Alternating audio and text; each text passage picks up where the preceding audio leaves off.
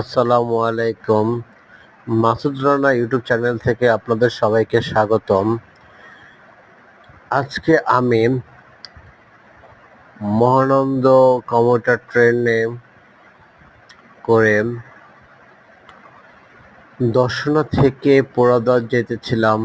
তখনকার কিছু সময় ভিডিও করা।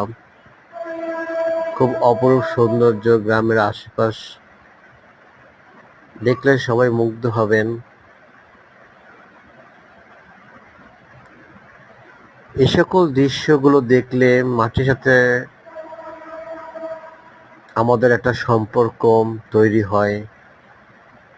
বোঝা যায় যে গ্রামের মানুষগুলো কত সুন্দরভাবে জীবনযাপন করে। সো ধন্যবাদ।